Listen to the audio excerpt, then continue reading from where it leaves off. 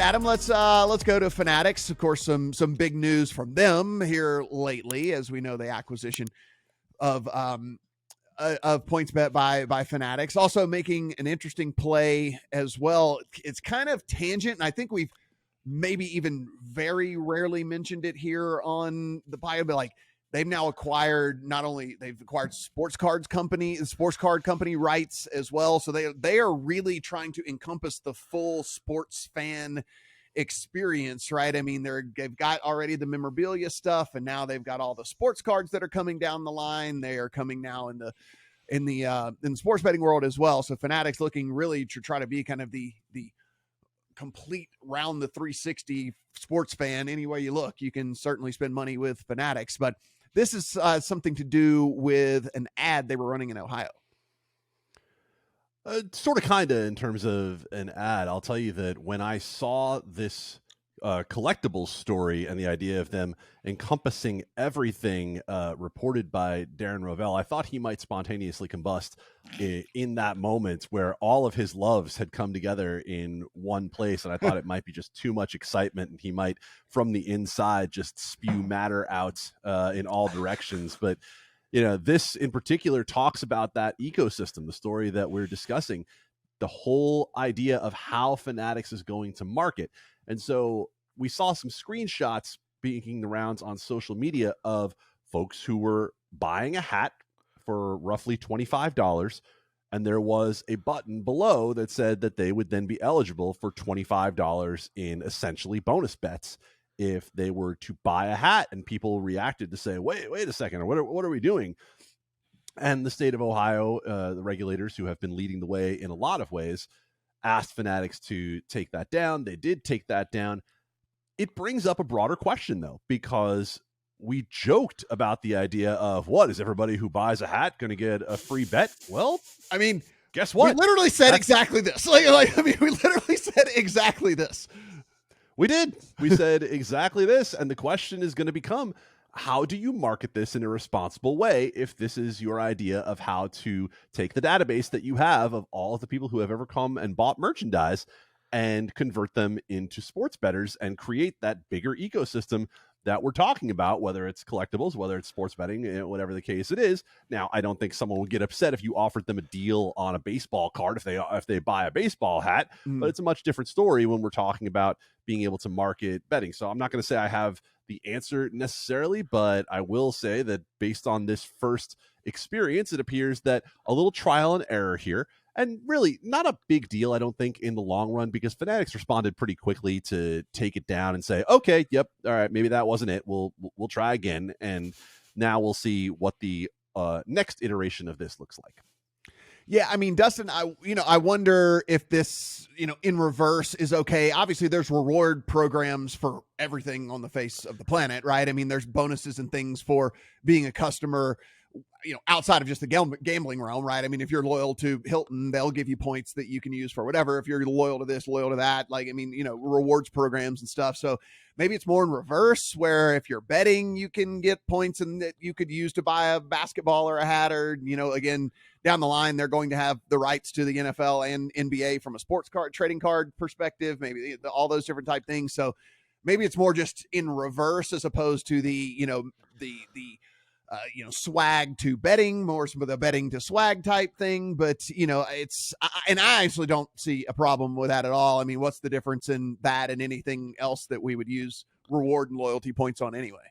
Yeah, I mean, this is actually what, I don't know what Adam's heard, but this is what I've heard Fanatics is actually doing as well, is that there's going to be some like a cashback program where you can get hats and jersey, like get money toward your Fanatics balance to go buy whatever you want, which is, I think, pretty compelling, at least from a retention standpoint. Yeah, for sure, to say, hey, you place a bet, you get a certain amount automatically credited to your Fanatics account, go buy a hat.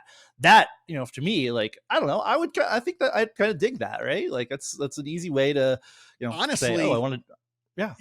Like the value to a super casual bettor, like, do you want a bonus bet that like you can't touch, you can't whatever, and it's like to wrap your brain around? Like, if you're a serious gambler, maybe you would want like the bonus bet or the whatever, or the odds, whatever it may be, the spiff of the day. But if you're like super, super casual and it's kind of like, hey, but when you after you make your first 10 bets or something, you can go into the store and pick a shirt or pick a hat. I mean, like for a super casual person, I think that's a pretty compelling thing. Yeah, I agree. And back to the original, I agree it's not a huge deal, but it's also like, what are we doing here? Like either any of us would have said, hey, Fanatics, don't automatically put bets in people's carts. That sounds like a bad idea. Like make them at least opt in to the betting promotions. I don't know. Like in this realm where everything's under a microscope, again, they did react quickly, but like there's a lot of people working at Fanatics. I'm like, I question, nobody said, hey, whoa, pump the brakes. This may be a bad time for this, but there's a lot of that goes around in sports betting right now. And, again, to their credit, they at least did act pretty quickly to shut down what was at least an optics problem, if not a more serious problem. Oh, so hold on a second. Adam with a quick point here, Matt.